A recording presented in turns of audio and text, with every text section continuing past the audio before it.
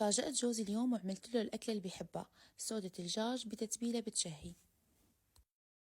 بعد ما غسلت السودة بشكل منيح ونظفت القلوبات نزلتها بمي باردة حتى فور عليها، يعني خليتها تغلي على الغاز حوالي 5 دقايق، وبعدين صفيتها من المي، وبمقلاية على النار ضفت زيت الزيتون ونزلت عليهم كمية منيحة من شرحات البصل، وكل ما كان البصل أكتر كل ما كانت أطيب. وبعدين قليت البصل لحتى دبل شوي ونزلت عليهم حوالي معلقة كبيرة من الثوم المهروس. وبعد ما أخذ البصل لون ذهبي خفيف نزلت عليه فلفلة حمرا وخضرا، قطعتهم لشرائح وقلبتهم مع بعض، وغطيت عليهم حتى تستوي الخضرة. وبعدين نزلت عليهم سودة الدجاج، وضفت اللون الملح والفلفل الأسود بالإضافة للبابريكا الحلوة والبابريكا الحارة، وقلبتهم مع بعض وتركتهم على الغاز حوالي 10 دقايق. وبعد ما استوت ضفت لها دبس الرمان، وهيك صارت جاهزة. جربوها وألف صحة وهنا. وهي طريقتي لمسقعة الباذنجان والبطاطا، سهلة وسريعة وطعمتها كتير طيبة. وانتو كمان خبروني كيف بتعملوها ببلدكن، وتعالوا شوفوا طريقتي وأنا متأكدة إنه رح تعجبكن. وأول شي عندي المكون الأساسي هو الباذنجان، بعد ما غسلتهم رح أقشرهم درب ودرب بهي الطريقة، وبقطعهم لشرائح وسط ما تكون لا سميكة ولا رقيقة. برشهم شوية ملح وبحطهم على جنب لحتى ينزلوا المي اللي فيهم وما يغبوا زيت كتير.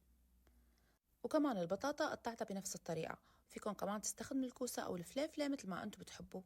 وهون جهزت البصل، فرمت حبتين من البصل وكم حبة بندورة فرمتهم فرم ناعم، وقليت الباذنجان بزيت غزير وحامي. وبعد ما تحمر وأخذ هذا اللون الذهبي صفيتهم منيح وحطيتهم على ورق محارم من المطبخ. وكمان قليت البطاطا، وفيكن تقلوا الكوسة والبندورة الفليفلة كمان تقلوهم بنفس الطريقة، وكل واحد وله طريقته. ولتجهيز الصلصة بمقلاية على النار ضفت معلقة من السمنة ونزلت عليها البصل وقلبتهم شوي،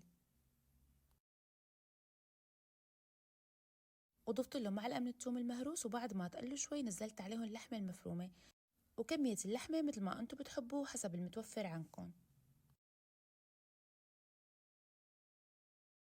وبعدين الملح والفلفل الأسود، وفيكم تضيفوا بهارات مشكلة. نزلت عليهم البندورة وخليتهم لحتى يستووا مع بعض شوي، وبعدين ضفت لهم معلقة من دبس البندورة ونص كاسة من المي، وغطيتهم وتركتهم لحتى يتسبكوا مع بعض. واخر شي ضفت لهم شوي من الكزبرة الخضراء، وهي اختيارية بس رح تعطيها طعمة كتير طيبة. طفيت الغاز وهيك الصلصة صارت جاهزة.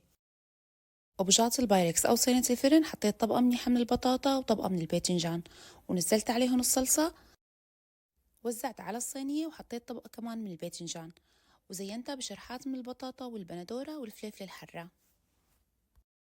ودخلتها على الفرن حوالي 10 دقايق بس حمرتها من فوق، وهذا كان شكلها بعد ما طلعتها من الفرن. ريحتها بتشهي وطعمتها كتير طيبة. جربوها بهي الطريقة وأنا متأكدة إنه كتير رح تعجبكم. وإذا عجبتكم لا تنسوني من اللايك والمتابعة، وتقولوا لي كمان رأيكم بالتعليقات، وكمان اعملوا لي مشاركة للفيديو.